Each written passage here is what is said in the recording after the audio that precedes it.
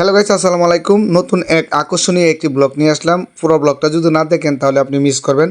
তো পুরো ব্লগটার সাথে থাকুন, ভালো কিছু দেখতে পারবেন। তো ইতিমধ্যে অনেকে জানে আমরা কিছুদিন আগে একটা ভিডিও শ্যুট নিয়েছিলাম রাত্রে। তো দিনের বেলা এই শ্যুটটা নিতে হবে আর একটা নিয়ে মানে এটি ফিনিশিং দিতে হবে। তো মাঠের রাস্তা তো কাদা ভরা, তো হাঁটতেছি, অনেক ভয়ও লাগতেছে যে কোনো সময় পড়ে যেতে পারি।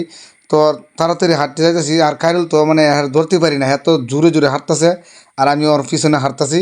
তো এক পর্যায়ে হাঁটতে হাঁটতে মানে ওই জায়গায় আমরা চলে এসে পড়ছি। তো এটা হলো আমের বাগান। এই আমের বাগানে আর রাত্রে আমরা শ্যুট নিয়েছিলাম। তো দিনের বেলায় শ্যুট নিয়ে মানে এটা ফিনিশিং দিমু। তো কারিলকে বললাম আমার ক্যামেরার দিকে তাকাও। তো তাকাইছে, সে একটা মুচকি হাসি দিল। মুচকি হাসিটা আমার কাছে অনেক ভালো লাগলো।